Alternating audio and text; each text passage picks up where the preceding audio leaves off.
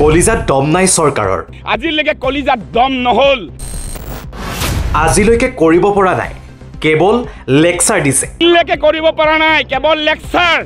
নিৰ্বাচনৰ সময়ত কেৱল এইটো লেকচাৰ মাৰি বজায় নিৰ্বাচনৰ আগত চিঞৰি বাংলাদেশীক খেদাৰ কথা কৈছিল পিছে নিৰ্বাচন গ'ল কিন্তু আজি পৰ্যন্ত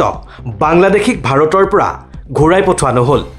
হয়তো অবৈধ ভাৰতীয়ক আমেৰিকাই বিতাৰিত কৰাৰ সন্দৰ্ভত ইতিমধ্যে প্ৰতিজন ভাৰতীয়ই গম পাইছে কিন্তু তাৰ মাজতে সৃষ্টি হৈছে আন এক প্ৰশ্নৰ ট্ৰাম্প চৰকাৰে হাতকেৰেয়া লগাই ভাৰতলৈ ঘূৰাই পঠাইছিল নেকি অবৈধ ঘোষিত প্ৰবাসী ভাৰতীয়ক আমেৰিকান সেনাৰ বিমানেৰে ঘূৰি অহা 104 জন ভাৰতীয় অমৃতসৰত পদাৰ্পণ কৰাৰ পিছতেই দেশজুৰি চৰ্চালৈ আহিছে এই প্ৰসংগ আনকি সংসদতো তুমুল বিতৰ্কৰ সূত্ৰপাত ঘটিছে এই বিষয়টোক লৈ বিৰোধীৰ দৃঢ় আৰু আক্ৰমণাত্মক স্থিতিত মুখ খুলিবলৈ বাধ্য হৈছে ভাৰত চৰকাৰ মন্ত্ৰী এছ জয়শংকৰে ৰাজ্যসভাত দাবী কৰিছে ঘূৰাই পঠোৱা কোনো ভাৰতীয়ৰ হাততে হাতকেৰেয়া লগোৱা হোৱা নাই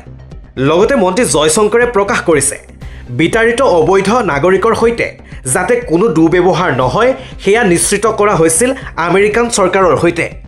লগতে এই সন্দৰ্ভত পিআইবি তথ্য পৰীক্ষা অনুসৰি শ্বেয়াৰ হোৱা ফটো ফেক বুলি প্ৰকাশ কৰা হৈছে পিআইবিৰ এটা বিশেষ পোষ্ট যি পোষ্টৰ জৰিয়তে এই কথা প্ৰকাশ কৰা হৈছিল সমগ্ৰ ঘটনা সন্দৰ্ভত কংগ্ৰেছ বিধায়ক ৰেকিবুদ্দিন আহমেদে আক্ৰমণৰ লক্ষ্য কৰি লৈছে কেন্দ্ৰীয় চৰকাৰক এই সন্দৰ্ভত কি কৈছিল বিধায়ক ৰেকিবুদ্দিন আহমেদে দিল্লীকে কৰিব পৰা নাই কেৱল লেকচাৰ নিৰ্বাচনৰ সময়ত কেৱল এইটো লেকচাৰ মাৰি বজায় নিৰ্বাচনৰ সময়ত ইয়াতে ভাষণ দিছিল চিঞৰি তেওঁলোকৰ লিডাৰশ্বিপে যে চৰকাৰ গঠন কৰাৰ পিছতে ইয়াৰ পৰা বাংলাদেশলৈ লৈ যাব আজিলৈকে কলিজাত দম নহ'ল আৰু আজি আমেৰিকাই এইটো দেখাই দিলে এইটো এটা বেলেগ কথা কিন্তু আমেৰিকাই ভাৰতৰ লোকক এনেকুৱাকৈ অত্যাচাৰ কৰিলে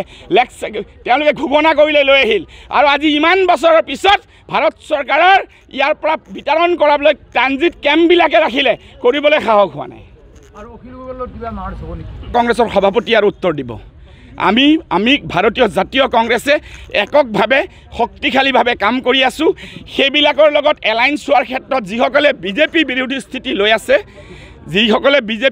স্থিতি লৈ আছে আৰু কাৰ লগত মাৰ্চ হ'ব নহ'ব প্ৰদেশ কংগ্ৰেছৰ সভাপতি leader of the opposition chief spokesperson আছে তেওঁলোকে ইয়াৰ উত্তৰ দিব